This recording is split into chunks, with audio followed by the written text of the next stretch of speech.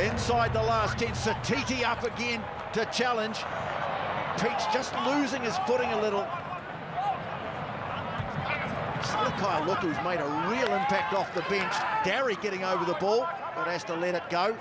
Alatoa calling for it.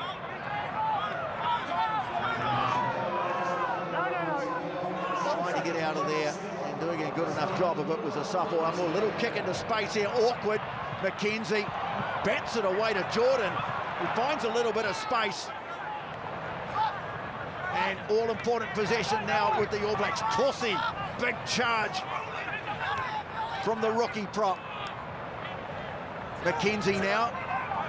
Almore looking to get the fend going, but McWright, who's had an outstanding game for the Wallabies. McKenzie, now Caleb Clark cutting back in field. Making their tackles now, the Wallabies. They were missing them in the first half. That was Ikitau. McKenzie, Almore. Nicely taken there by Rico Ioane. A little bit of space here now. Wallace Satiti stepping back in field. Good tackle made, though, by Jeremy Williams. McKenzie, Darry, that's forward. Ball's been lost. Now the Wallabies, can they counter? Right, trying to get on the outside. Ball's been knocked away by Caleb Clark, and this will be a yellow card, and the All Blacks are going to be down to 13. Yeah, all day. No choice. What was he thinking? No. He knows the law, Caleb Clark, and he, like, reaching out with one hand, you cannot roll that dice. Now, Goldie, we are in for a finish. And that's just pressure. 13. Pressure. A little bit of inaccuracy from Darry. There's no way, you're 100% right. There's a 1,000,000 to 1 chance you regather that position after throwing out your arm. He just got himself into no man's land, didn't he? Yeah. What adjustments do the All Blacks make defensively, down to 13 men? Well, Wallabies smartly calling a full line out. Apart from Gleeson, who's lining up for a charge. Oh, that's a bad pass. Well, he's let it go.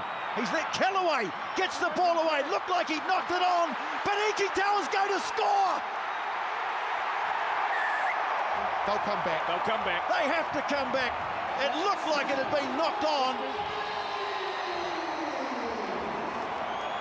Yeah, double blast. That's no try.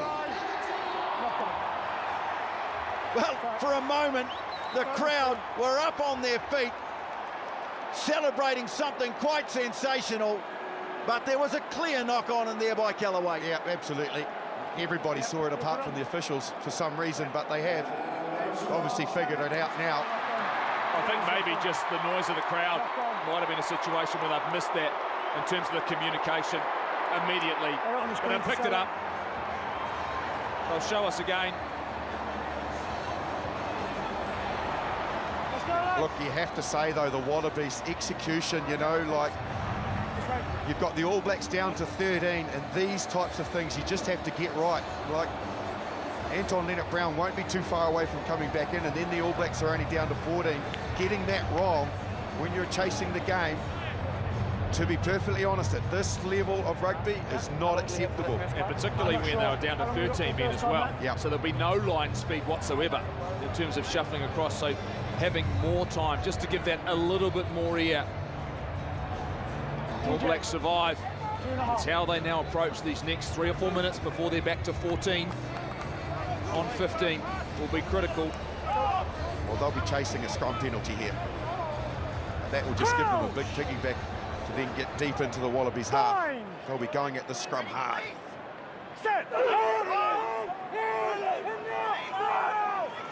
Perenara pops it in. TJ! They have to use it.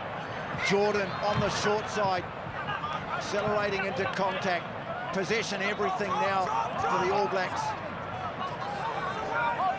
Still 7 minutes to play. Australia need to score twice to give themselves a chance at taking the Bledisloe Cup back off New Zealand. Remember, an All Black win, and the Cup will stay in Wellington. Almua, of course, the second test in the capital next week at Sky Stadium.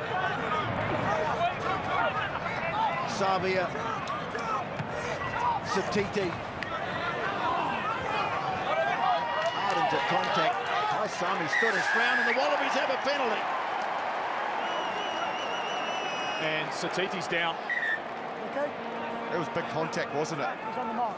Like close to you, Jeff, you probably almost heard it. Like it felt like you could feel it up here. It was real decent collision. Can't let him go. Nothing illegal about it. It's just shoulder on chest.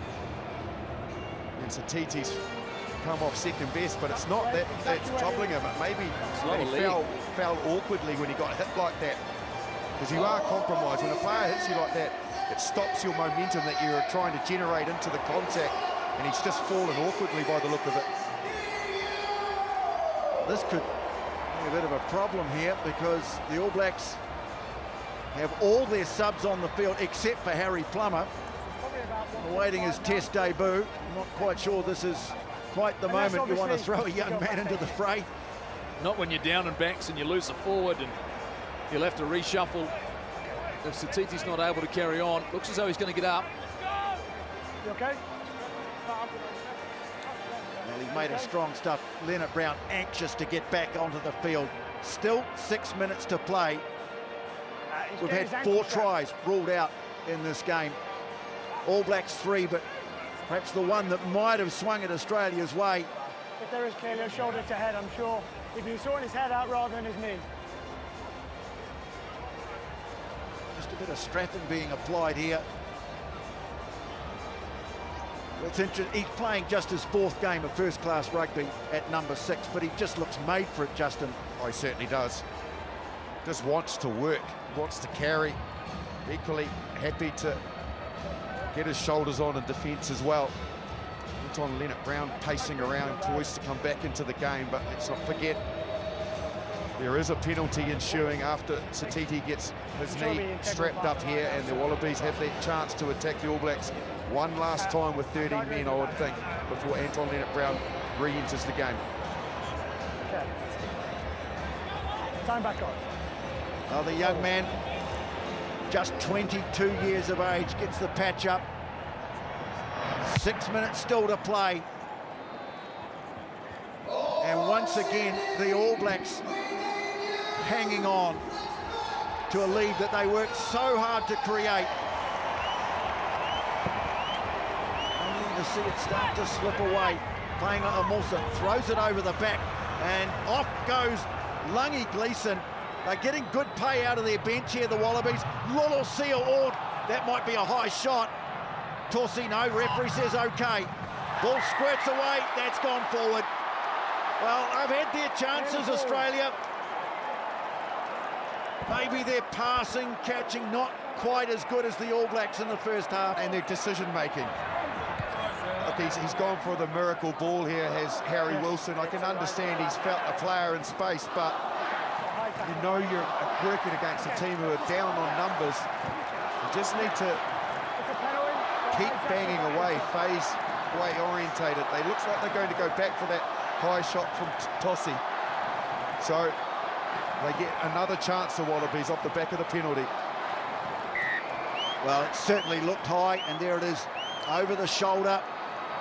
Yeah, it wasn't swinging the arm in any way, shape or form. It's just come underneath him. And this is a critical kick. It's got them 5 metres out. Marshy, moment in the test match. Big man needed to get down.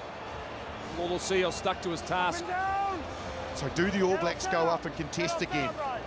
I've had success, but this is getting into that stage of the game where making a mistake is costly.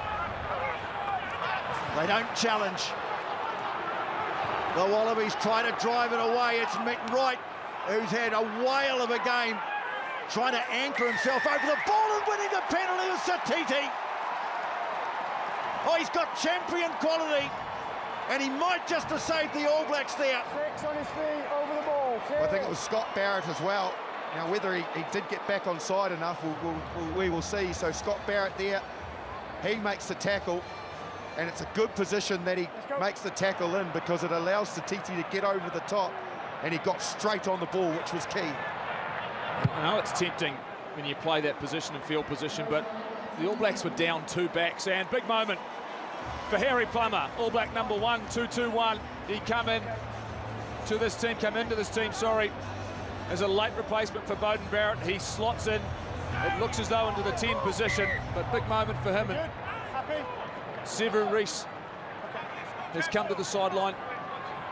Well, what a time to make your Test debut. Been a lengthy but determined passage through the ranks for Harry Plummer. Darry, who's been reliable at line-out time. He's trying to come through the middle here and tie it up. And they do get the turnover. All Blacks just couldn't clear it away. Well, it has to be now. They've managed to create a very rare turnover off the All Blacks line-out drive.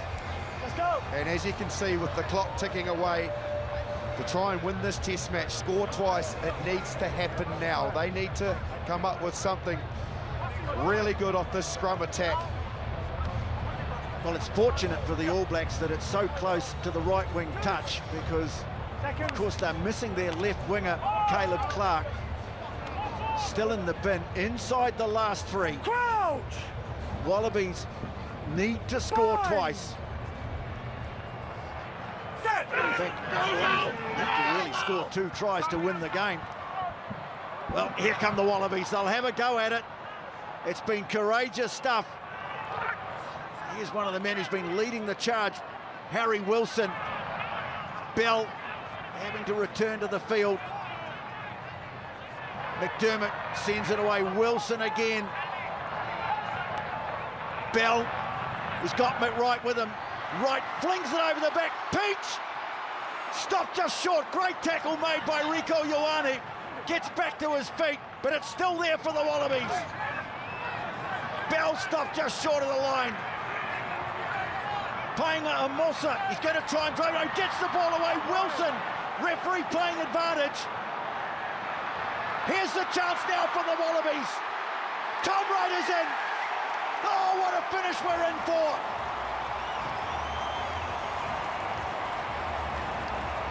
We have drama, and now we have a situation where the Wallabies will surge to try and snatch this Test match from the All Blacks. Wright had the opportunity, that All Black numbers were short. He decided to back himself, got on the outside of McKenzie, and man, we have got a finish in store for us now. Oh, look out. The discipline, the accuracy, and the desire from this Wallabies team after being under all sorts of pressure in the first 30 minutes of this Test match, to be in a position to have an opportunity to win. Remarkable. Well, this has been an outstanding, courageous comeback from the Wallabies, and now a win, a quite extraordinary win, is within their grasp. They will have a minute.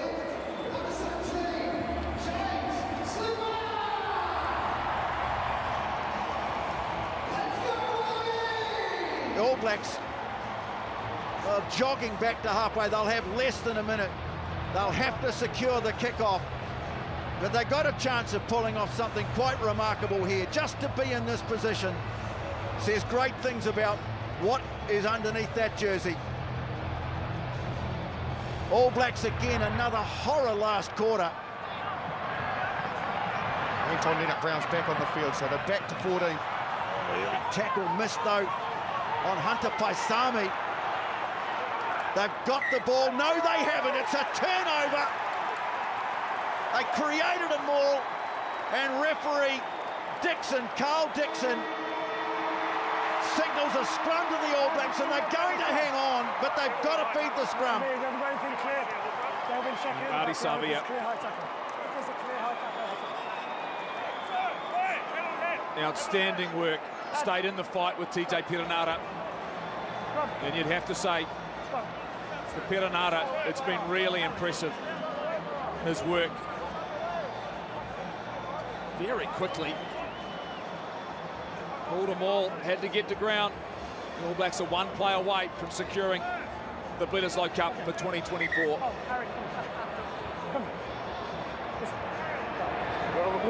Excuse me, let me do my job. We've had a great relationship the whole game. Timo's done a great job in picking up certain things. He's checked it, he's cleared it, no foul play. Listen, okay, please get the scrum.